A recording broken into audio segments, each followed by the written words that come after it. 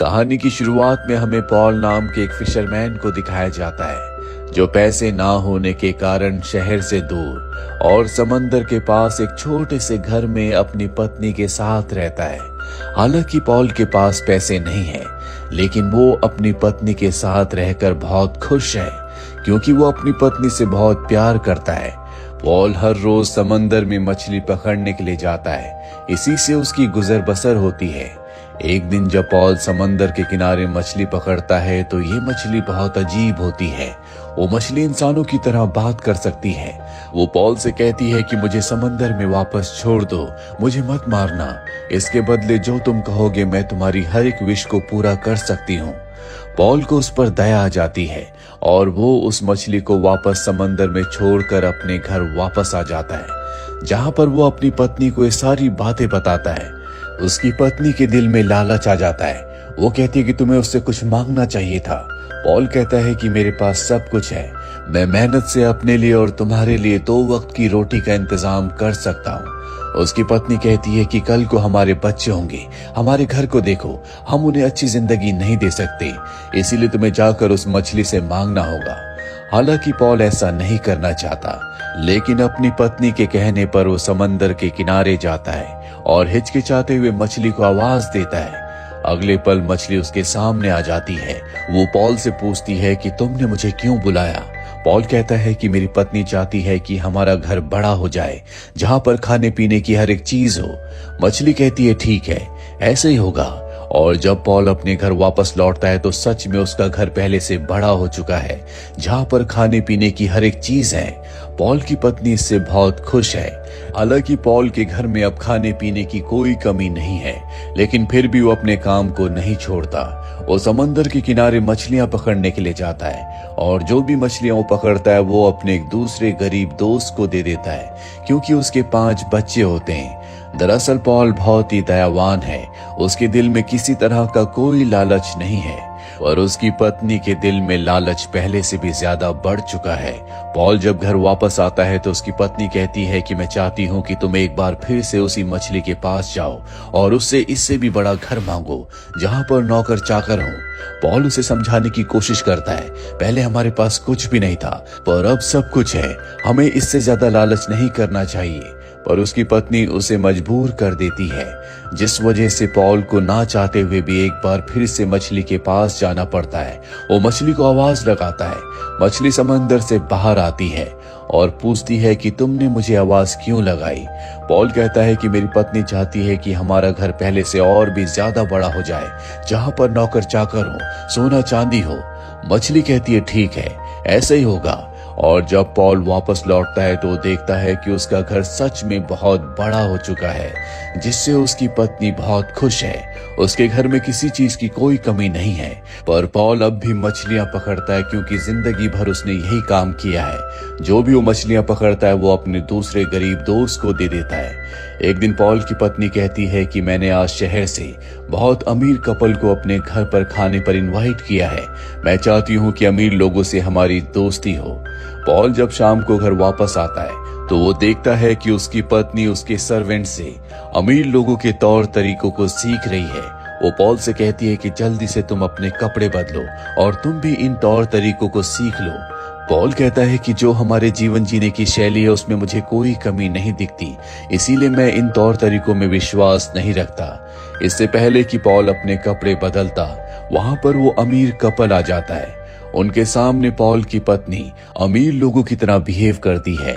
वो अमीर आदमी पॉल की पत्नी का हाथ चूमता है क्योंकि अमीर लोग इसी तरह से बिहेव करते हैं, पर पॉल ऐसा नहीं करता।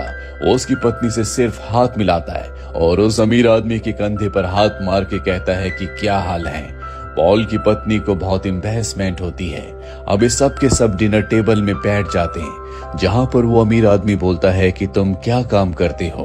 पॉल उसे सच बताने वाला होता है कि वो फिशरमैन है, पर इससे पहले कि वो बोल पाता पॉल की पत्नी कहती है कि समंदर के रास्ते हम व्यापार करते हैं। पर वो अमीर कपल समझ जाता है कि वो झूठ बोल रही है, इसीलिए उस अमीर आदमी की पत्नी कहती है कि तुम्हारे कपड़ों से और तुम्हारे पति के तौर तरीकों से साफ साफ पता चलता है कि तुम मछुआरे हो और सिर्फ अमीर होने का ढोंग कर रहे हो। ये सुनकर पॉल की पत्नी को बहुत गुस्सा आता है।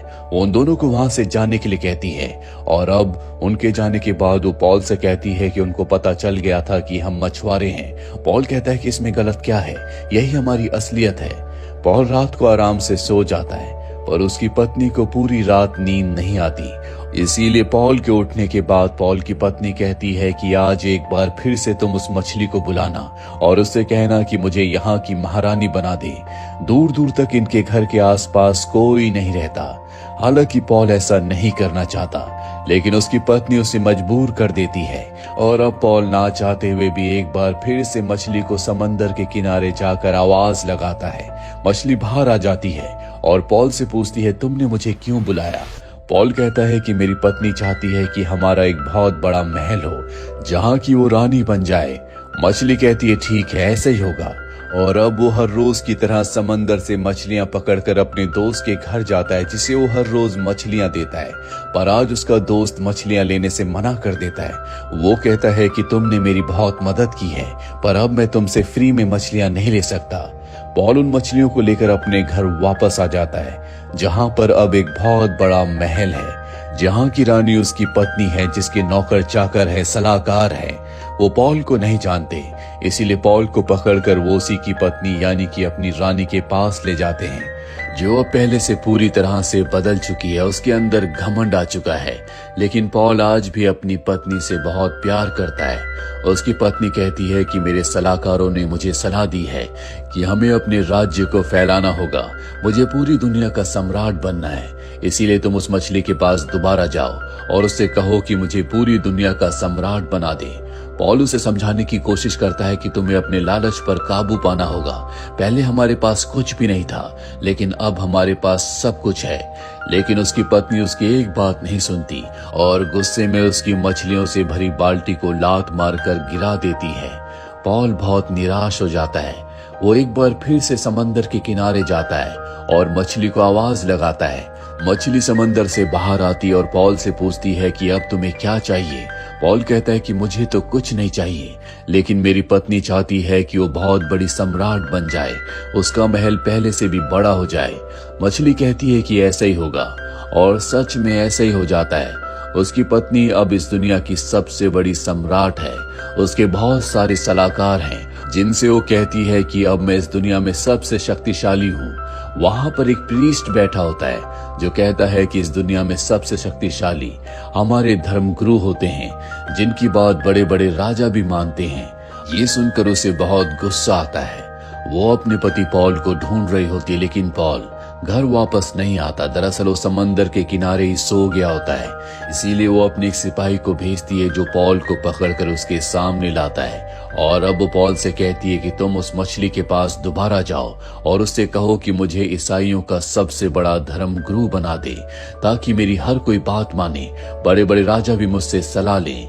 पॉल उसे समझाने की कोशिश करता है कि अब तुम्हारे पास सब कुछ है, तुम्हें अपने लालच को और नहीं बढ़ाना चाहिए, लेकिन वो उसकी एक बात नहीं सुनती और कहती है कि मैं सबसे बड़ी सम्राट हूँ, तुम्हें मेरे आदेश का पालन करना होगा। और अब पॉल एक बार फिर से समंदर के किनारे जाता है जहां पर वो उसी मछली को आवाज लगाता है और मछली से कहता है कि मेरी पत्नी चाहती है कि वो ईसाइयों की सबसे बड़ी धर्मगुरु बन जाए, उसका जो महल है वो इस दुनिया का सबसे बड़ा चर्च बन जाए।